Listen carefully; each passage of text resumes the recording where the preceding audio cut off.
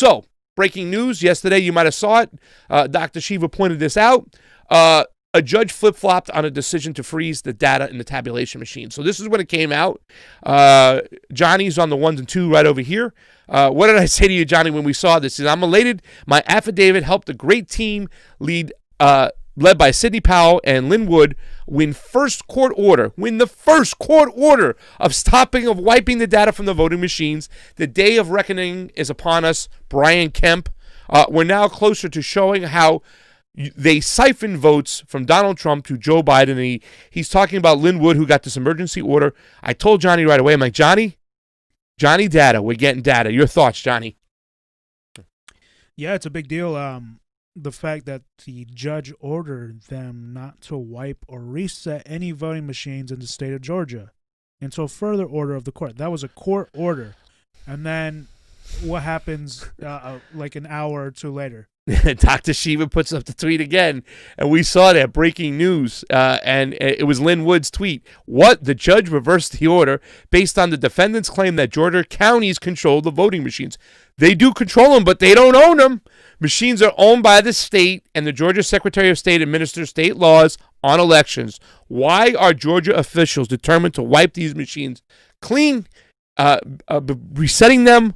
Johnny, what did we think had happened? We laughed because it's like, once again, we talk about the people who control these mechanisms, who talk about these elections. These are deep, dark, very strong, powerful people that they can call a judge or something happens and a judge changes his mind hours later.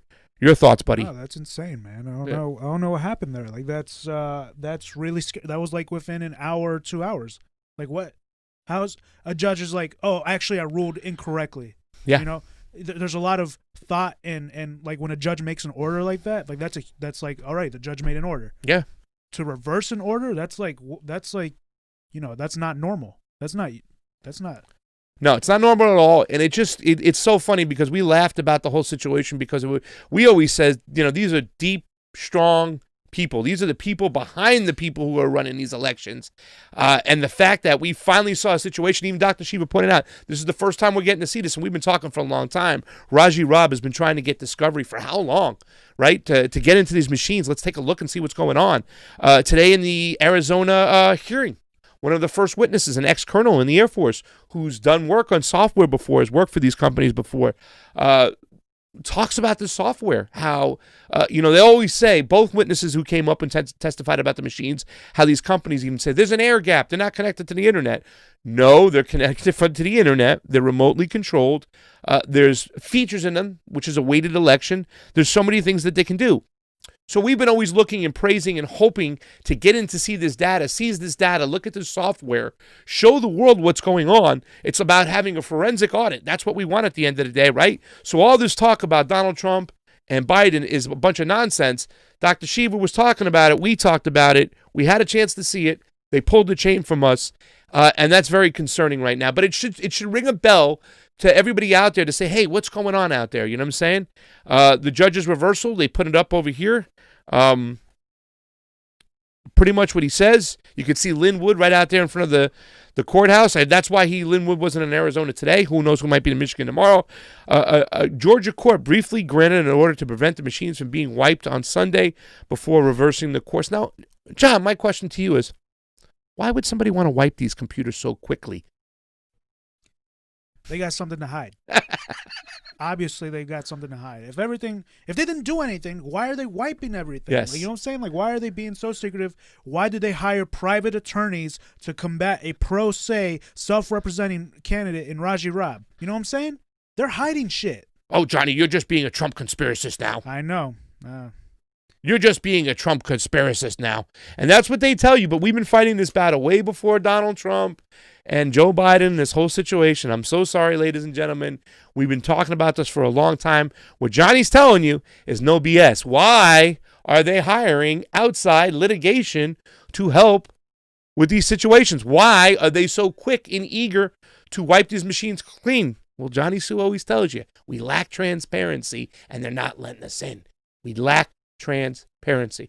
Even Breaky even said that. That's what we're fighting for. We're not fighting for any individual candidate. We're not fighting for Bernie Sanders. We're fighting for transparency because that's what we need moving forward. So I think it's great some of this conversation's going on. We have to sift through the bullshit. But once we sift through it, we get some good answers. And this is what I put up here. Now, listen, this is Mike Cordray. He put up a tweet, right? And it says, should the real Donald Trump issue an executive order banning the use of Dominion and Smartmatic systems in the U.S. elections and ban U.S. companies from doing business with them, citing significant national security concerns? Please retweet to get a wide polling sample. And here's my answer. And this is where we learn. The answer to that, Michael Cordray, is no. We got to go a step further. We should ban any proprietary software and allow open source software in our tabulation machines with immediate hand-counted audit open for the public to see. If it lacks transparency, then it should be abolished. Sue. Also, the open source software should be no more than like 100 or 200 lines. You know, it's got to be very simple. You can have a fair software for the election, and it can be, really simple. Yep. Really simple. Yeah. Once again, going into the nuances, Johnny knows they write a code so big it's going to be hard for people to get in and out. Yeah, and that's what they'll do the first time they do it. Of lines, yeah. You don't see that there's this one part of the code that says, yeah. That's how they can steal it. Well, you best believe the first time they do it, they're going to write a code that's very, very hard, and that will be the next fight. Let's shorten the code. Let's make it simple. Just like these bills we talk about, right? All these bills that are 186 pages, 800 pages, written by lobbyists. We're like, give us a 2-page standalone bill on the Congress floor. Give us a simple code, one-line code. That's the nuance of this. Listen, people have been complaining. We've seen some of the people out there, some of the YouTubers that we like, some of the independent media people not covering it, and some even bashing it, One particular saying, just take the L, you little whiny bee, talking about Donald Trump. Just take the L. And I was so disheartened by it because we get away from the conversations we need to have. Because through these conversations, sifting through the BS, not saying it's a global conspiracy with Chavez not concentrating on illegal immigrants or undocumented workers voting. Those two things really bothered a lot of people in the chat. Despite that, there's a lot of great information and a lot of conversations are coming out of this. Now, take a look at this Pennsylvania lawmaker over here, this next clip, and what she talks about. Michelle Malkin from Newsmax has done some great work of what went on in the Philippines with Smartmatic, and the evidence and the accusations look almost identically the same to what took place here in the States. But this is what comes out of these hearings and the conversations we need to talk about. Check this out. To be part of the vote hacking playbook. Last week, Dominion officials bailed out of a state legislative hearing in battleground Pennsylvania. GOP State Representative Dawn Kiefer asked the questions that Dominion won't answer. Does Dominion use open source softwares so that observers can go in and they can see exactly what switches are being turned on and turned off? We don't know. Transparency is key. So if they're doing this, if they used open source software, right, we would know what's going on there. The average observer could take a look to see what that process is. Oh, Who okay. has control? So, John, what do you think about that? That's a Pennsylvania Republican making those comments. She said open source software. She said transparency. And what do you think that does when people listen to that? What does she mean by open source? They start diving into their own mindset and they come up with good questions for how our elections are run. Your thoughts, buddy? Yeah, I mean, it's crazy that we're not seeing any Democrats ask this ever, like ever. Have we ever seen that happen? Very little. Tim Canova, I guess.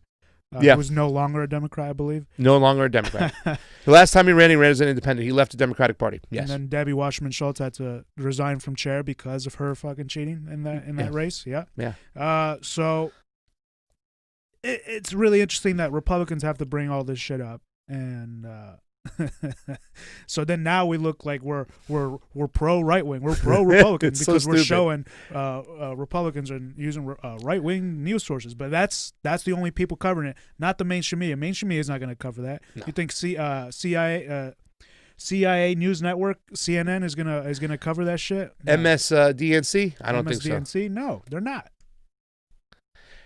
Right now, that hearing's still going on. Cam Shori, Kate, thank you for joining the Rockfin. Guys, get over to the Rockfin, ROKFIN. I can't stress it enough. We really need to build that audience. And you, like I said, you can join in the fun right now. Go get a Robinhood account. Go get a coin wallet. Go get some Ethereum. Convert it to Ray. Join on in with the gains of this here because, with the global economy, who knows where it can be. But cryptocurrencies are a way around that thing.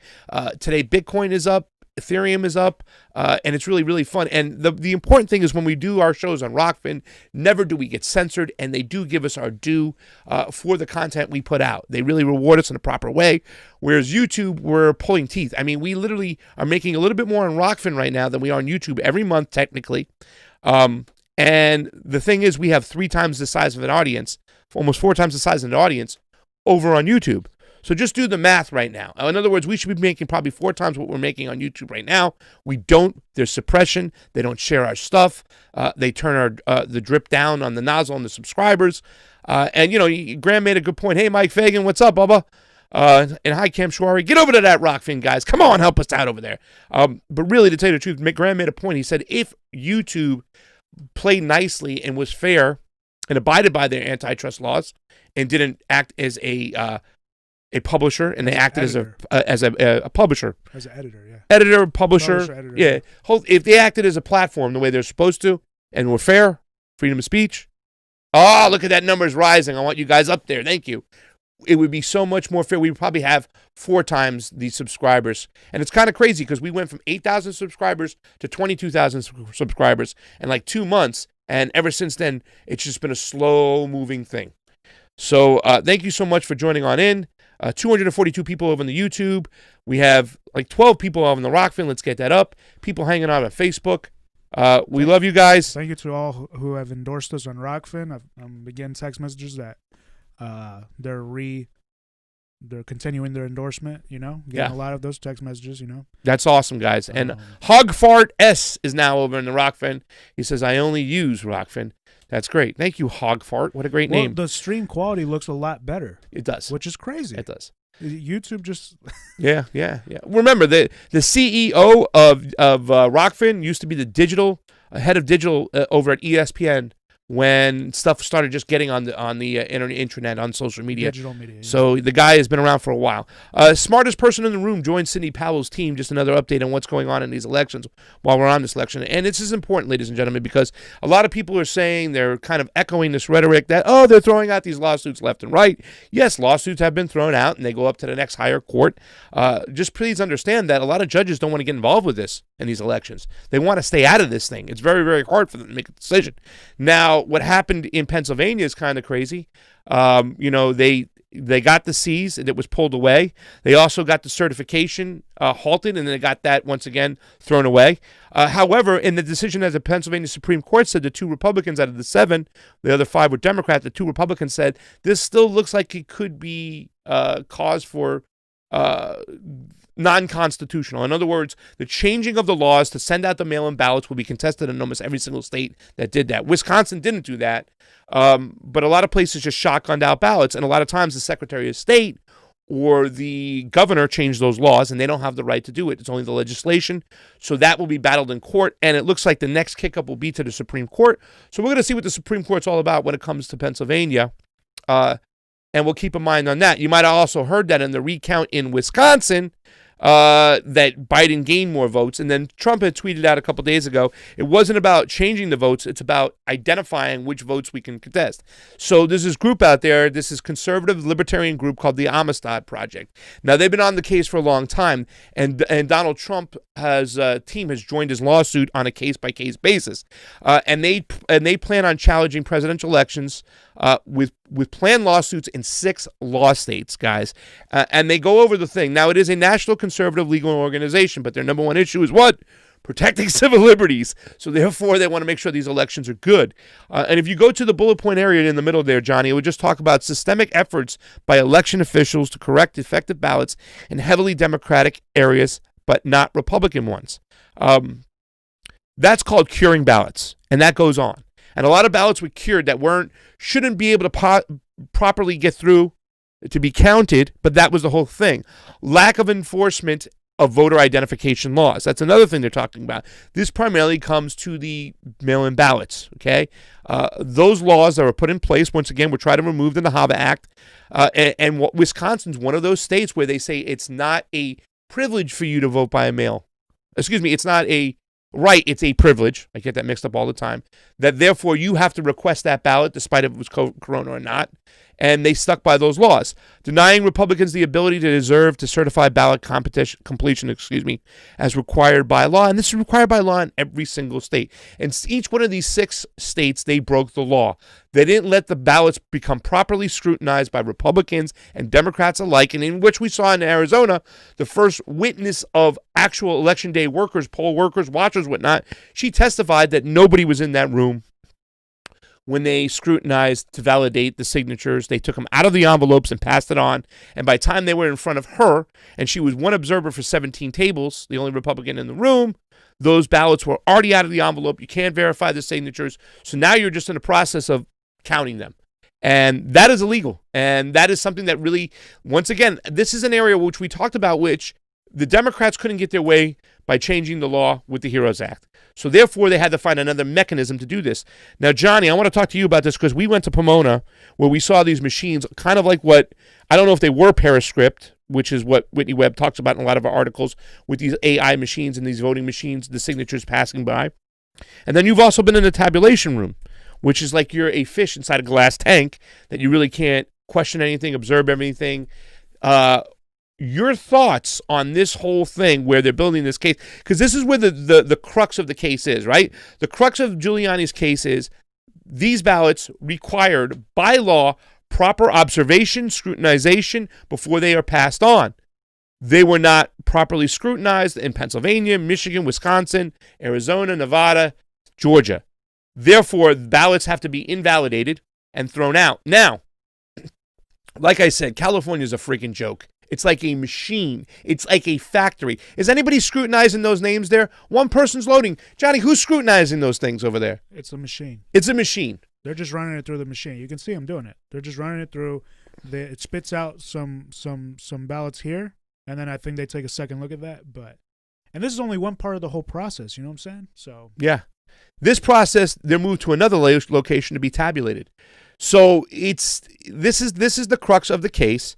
This is what Giuliani's going to go by. Now, like I said, a lot of judges don't want to touch it. It goes up to the Supreme Court. It's kind of like in this no man's land area right now about what decisions we'll get. It's going to be interesting to see what happens, not just tomorrow in Michigan with their public hearing, but an actual hearing where a judge is going to hear 15 witnesses testify in Nevada on this Thursday, which is going to be interesting. We're going to try to look into it to see what's going on, but that is going to be very interesting as it gets in front of a judge to see what happens. Now, Giuliani has stated he feels that if one domino falls, that's going to set off a chain reaction of many other dominoes falling, right? So we have to see what's going to happen. This is a very important case coming on Thursday. We will follow it. But ladies and gentlemen, these are things that need to be brought up and should have been challenged when Bernie was in office in 2016. He didn't do it. He didn't do it in 2020 as well. But it's important that we do this because whether we get through Donald Trump or Joe Biden, you know what I'm saying? And make no mistake about it, I feel that Biden and the Democrats stole this election. They clearly did. There's a reason why the Republicans won more seats in the House and are maintaining their edge in the Senate. If it was the opposite, if Trump was declared winner and Biden was contesting it, I would look into it still. Absolutely.